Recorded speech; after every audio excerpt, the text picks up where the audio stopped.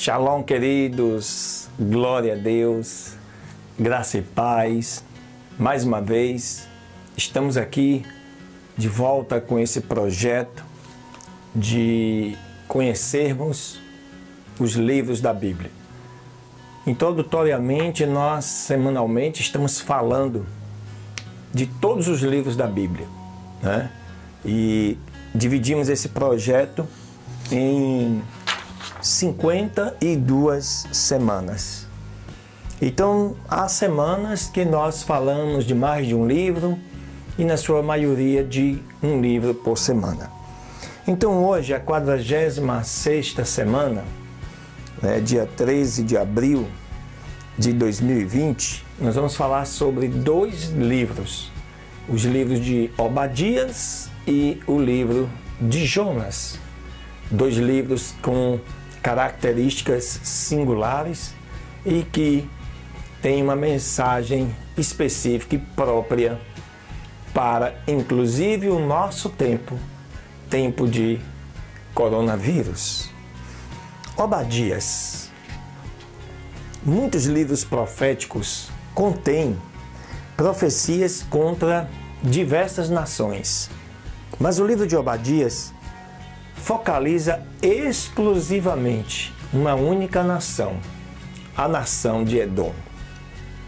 A breve mensagem de Obadias está centrada no dia do Senhor, que se aproxima, e na promessa de que Israel possuirá a terra de Edom.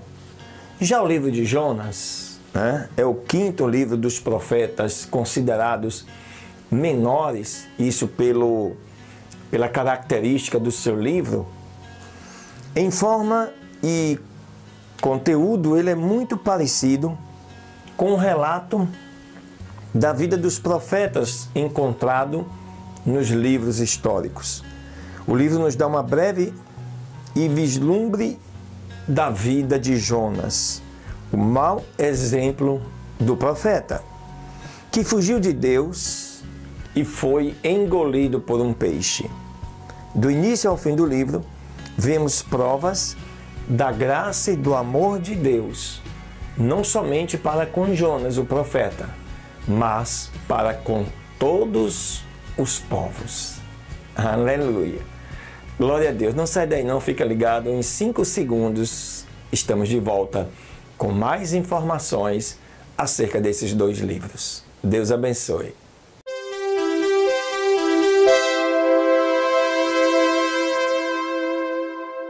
Muito bem, estamos de volta, trazendo informações para você que nos acompanha em nosso canal, acerca dos livros de Obadias e de Jonas. E você que deseja estudar esses dois livros, nós temos aí em nosso canal. Vá na playlist e busque lá Obadias, capítulo por capítulo, gravado, com explicações simples para você entender esse contexto. Quanto ao mais, o Espírito Santo de Deus, com certeza, vai te revelar aquilo que você precisa saber nestes dois livros. Muito bem, Obadias. Supostamente o autor deste livro foi o Obadias, a gente vê isso logo no versículo 1. Mas não se sabe mais nada sobre ele. Seu nome, que significa servo do Senhor, é um nome hebraico comum. Pelo menos outros 12 homens têm este nome no Antigo Testamento. Há debate quanto à época, em que Obadias foi escrito, com uma ampla variedade de datas propostas indo desde o século X até o século V a.C. Dependendo de quando aconteceu a invasão e a pilhagem de Jerusalém, as duas opiniões mais populares são: durante o reinado de Jeorão, rei de Judá, e pouco depois da destruição final de Jerusalém pelos babilônios. A primeira data foi quando os filisteus e árabes saquearam Judá, e Edom se revoltou. Parece que eles se aliaram aos invasores. Como o texto não indica explicitamente que os edomitas ajudaram tanto os filisteus quanto os árabes, a segunda data na metade do século VI, ou mesmo no V século, se ajustam melhor aos dados bíblicos, inclusive,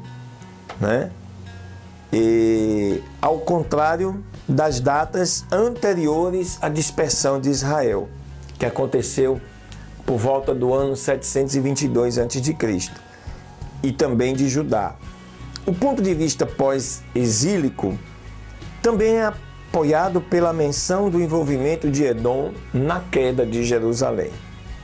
Edom se alegra com a queda de Jerusalém, tal como em outros textos do VI século, levando à justiça prometida pelo Senhor. Yahvé proferiu juízo contra Edom. Isso é a característica base do livro de Obadias, por causa da sua arrogância ao confiar em sua proteção geográfica. Em seus tratados diplomáticos e no conselho de seus sábios renomados, em vez de confiar no verdadeiro Deus, o Deus de Israel, os edomitas estavam confiando na sua força, na força do seu braço. E assim estavam duplamente enganados. Eles dependiam de seu próprio entendimento humano e acreditavam na lealdade de seus aliados. Portanto, Deus iria derrubá-los de seus montes elevados e tirá-los das suas cavernas, que ficavam nas montanhas. Ele iria cobrir Edom de vergonha por causa de seu regozijo arrogante e de sua alegre participação na queda de seu irmão Jacó, a nação de Judá. Obadias falou sobre a proximidade do dia do Senhor, focalizando as trevas e a escuridão da ira de Jeová. Ele enfatizou os dois lados do dia do Senhor: trazer juízo e retribuição sobre a nação histórica de Edom e sobre Edom, símbolo dos arqui-inimigos de Israel. E ao mesmo tempo trazer salvação e restauração à nação de Israel. Edom é uma entidade histórica cujo povo foi destruído por completo. Isto provavelmente no ano 70 depois de Cristo, já em nossa era. Esta entidade histórica se mescla com Edom, símbolo dos inimigos de Israel nos últimos dias. O contexto do dia do Senhor fica evidente no livro de Obadias contra todas as nações que se comportem semelhante a Edom. Em um tema de reconquista, a palavra hebraica, que significa tomar posse, despossando, tirando o outro da sua posse, é usada 5 vezes. 4 com relação a Israel, reino do norte e do sul, desapossando esses os habitantes da terra prometida. E uma com a mesma raiz, descrevendo estes inimigos, inclusive Esaú, que os desapossaram. Essa palavra hebraica lembra, assim, a conquista de Canaã. E é muito usada em Deuteronômio. Deuteronômio 1, 18, 21, 29. Deuteronômio 4, verso 5, 14 e 26 e por aí em diante. Referente isso às instruções de Deus para conquistar a terra prometida. Portanto, assim como em Jeremias 49, 2, a tão esperada reconquista de Amon nos últimos dias, o tema de reconquista aparece quando Israel toma posse da região montanhosa de Edom e do território de outros inimigos. O livro de Edom, portanto, tem essas características. Já o livro de Jonas é um livro, né, que tem como narrativa anônima sobre o profeta. Não temos informações históricas da sua autoria, por conta do livro se referir à vida do profeta, né, traduz que aí o profeta tenha sido o seu escritor. Jonas aparece em 2 Reis, também 14, verso 25, onde é descrito como profeta de Gat-Hefer, no território de Zebulon, no reino do norte. Jonas ministrou durante a primeira metade do século 8 a.C. Ele profetizou a restauração das fronteiras do reino do norte, fato que ocorreu durante o reinado de Jeroboão II. Este livro sobre Jonas pode ter sido escrito a qualquer momento do século 8, até o final do período do Antigo Testamento. Jonas pregou à cidade de Nínive. Nínive era uma das principais cidades dos assírios, um povo cruel e militar, e inimigo de longa data de Israel. A arte assíria dá ênfase à guerra, incluindo cenas de execução, empalação, decapitação e remoção da pele de prisioneiros. Isso explica a relutância de Jonas em pregar nesta vil cidade inimiga do seu povo, chamada Nínive. O principal debate acerca do livro de Jonas é quanto ao seu gênero literário. Jonas é uma narrativa ou uma parábola? O ponto de vista da parábola defende que Jonas é uma história fictícia feita para ensinar uma lição teológica acerca da atitude de Deus para com os gentios. Seus partidários argumentam que os eventos irônicos e fantásticos descritos no livro, como o fato de Jonas estar vivo e orar no estômago de um peixe, são a maneira que o autor encontrou para avisar o leitor que esta história não é verdadeira. Há também dificuldades históricas que o ponto de vista fictício conseguiria solucionar.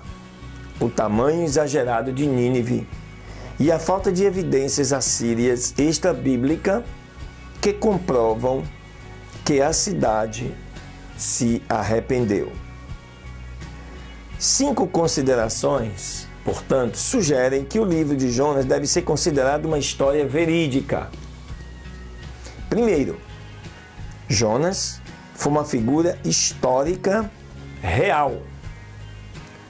Um profeta, segundo o livro de 2 Reis 14, 25.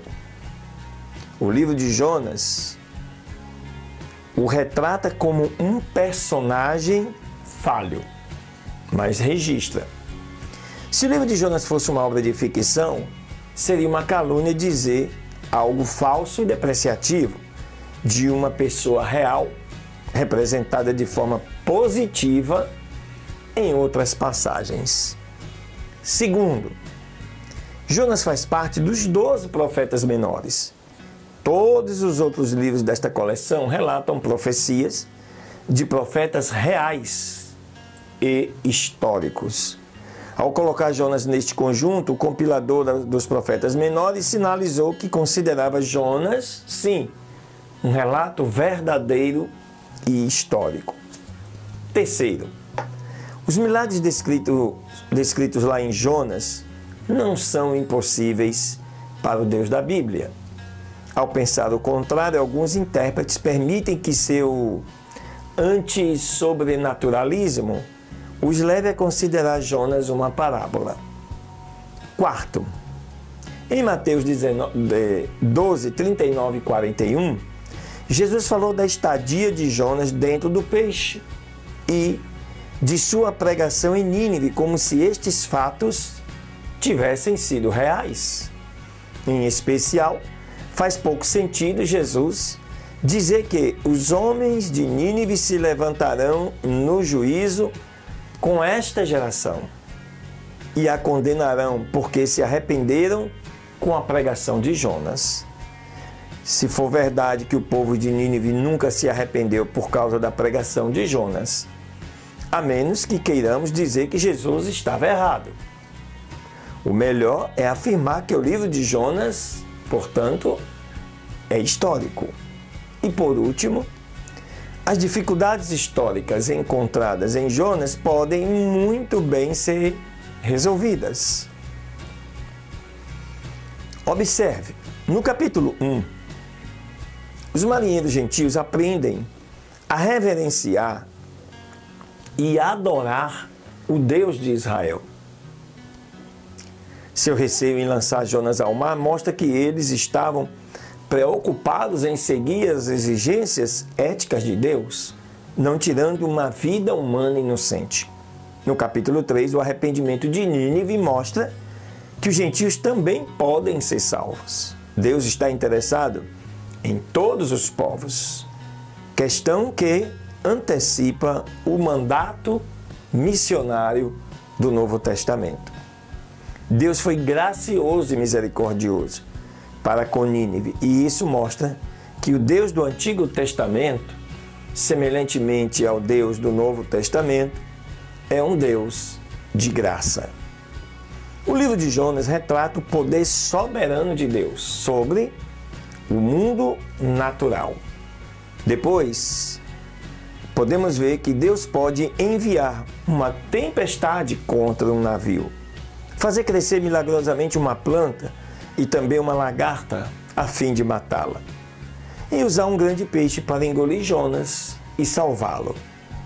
Tudo isso mostra o controle de Deus sobre a natureza. O problema em que Jonas se meteu ao tentar fugir do chamado de Deus serve como uma advertência para nós. Porque é inútil fugir de Deus. Isto só traz problemas e consequências desnecessárias. Amém? Glória a Deus. Espero que você, com essas informações, te ajudem a estudar, aprender e tirar lições desses dois livros, o livro de Obadias e do livro de Jonas. Uma semana de vitória para você. Continue firme, continue orando, continue buscando a presença do Senhor, continue na quarentena, para que tudo te vá bem. Deus abençoe. Até a próxima semana.